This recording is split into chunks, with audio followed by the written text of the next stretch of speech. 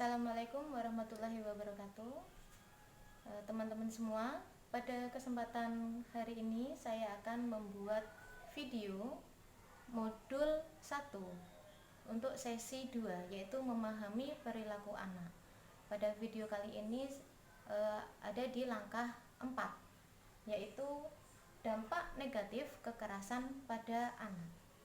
Untuk video kali ini yang kalian butuhkan adalah flipchart, yaitu flipchart sesi 2 untuk dampak negatif kekerasan pada anak. Assalamualaikum warahmatullahi wabarakatuh. Waalaikumsalam warahmatullahi wabarakatuh. Terima kasih nggih Bapak-bapak, Ibu-ibu sudah mau hadir pada kesempatan ini. Pelajari hari ini adalah dampak negatif kekerasan terhadap anak.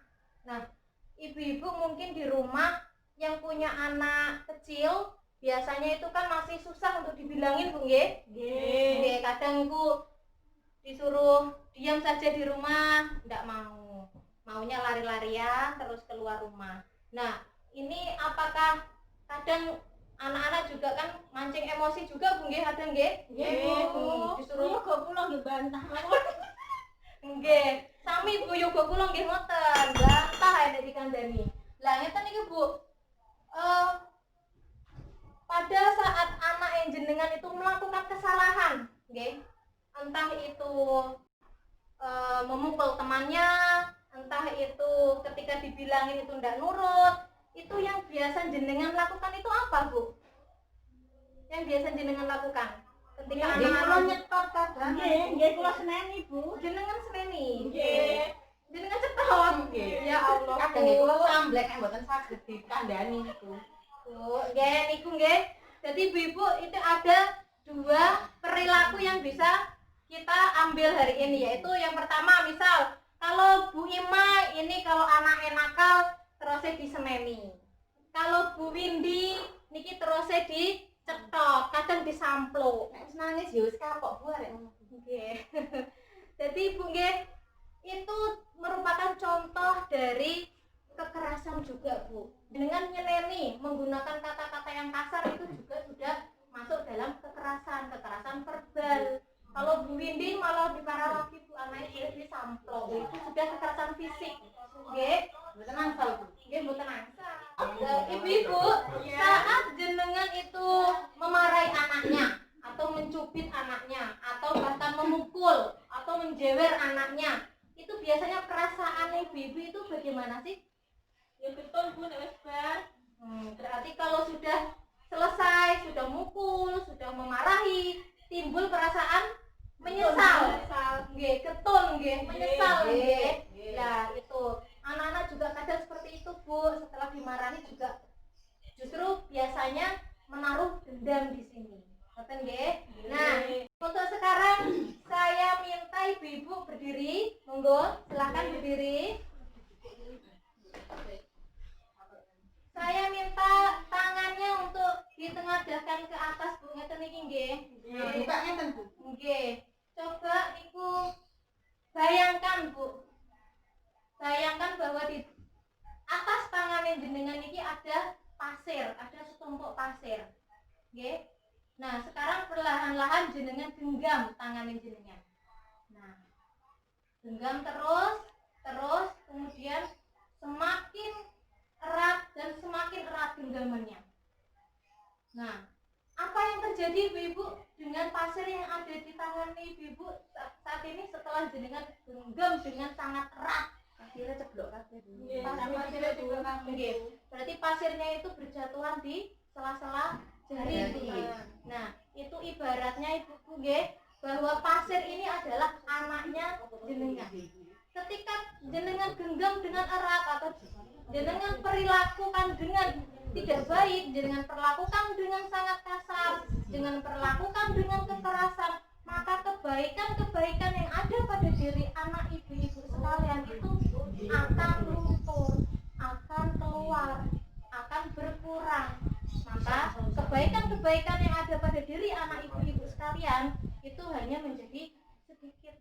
Ibu, dari kegiatan tadi bisa kita simpulkan bahwa setiap persoalan yang terjadi kepada anak itu tidak harus diselesaikan dengan cara kekerasan.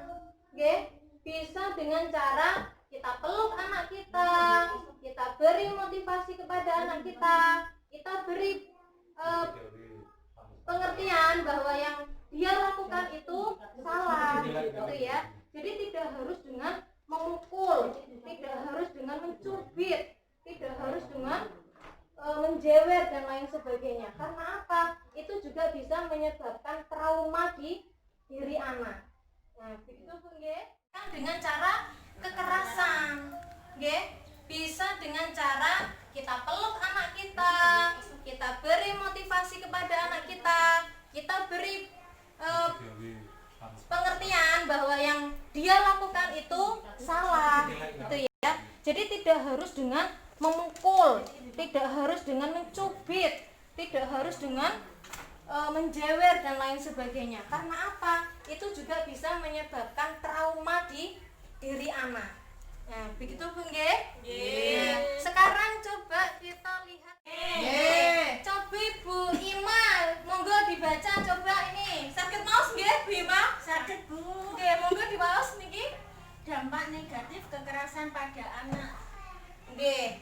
Bu Indah monggo niki napa gambare? Dampak kekerasan fisik Bu. Dampak fisik nggih. Nggih. Yang Bu Windy monggo niki diwaos napa? Niku songen.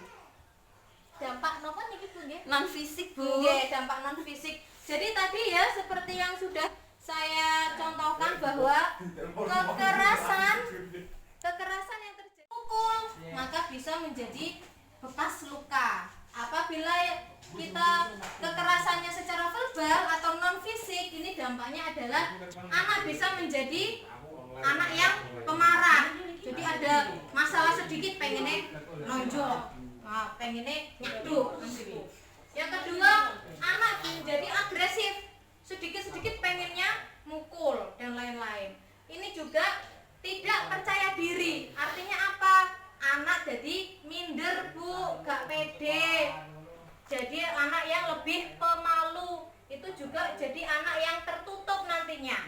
Nah, untuk yang dampak selanjutnya itu sulit konsentrasi belajar. Nah, ini yang juga bahaya. Kalau anak yang jenengan sudah tidak mau belajar lagi, nah terus nanti sekolahnya mau bagaimana?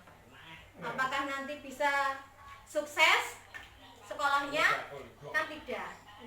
Jadi itu tadi beberapa dampak negatif kekerasan terjadi pada anak. Jadi kekerasan itu tidak hanya kekerasan fisik, tapi juga kekerasan non fisik.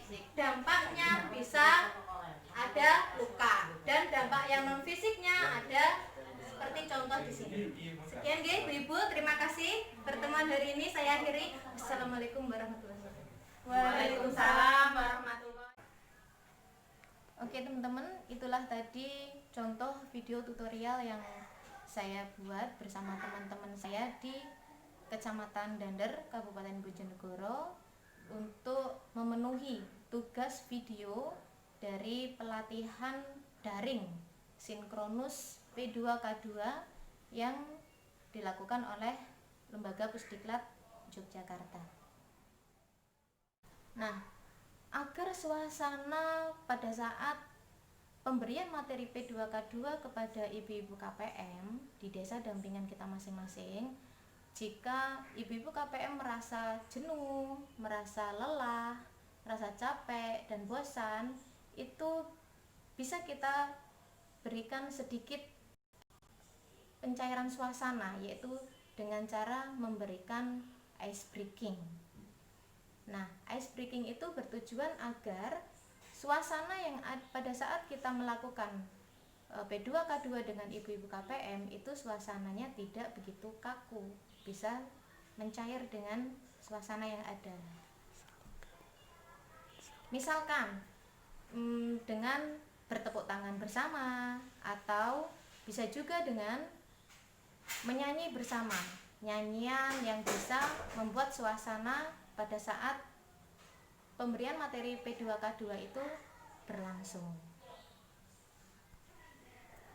Nah, Oleh karena itu, sebagai pendamping PKH, kita harus mempunyai banyak sekali koleksi-koleksi ice breaking.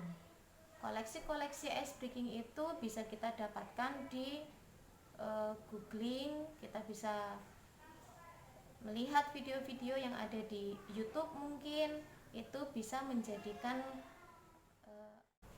kita bisa melihat video-video yang ada di YouTube mungkin untuk membantu kita untuk memperoleh referensi-referensi lain selain yang sudah kita pelajari di diklat FDS ini atau diklat P2K2 ini.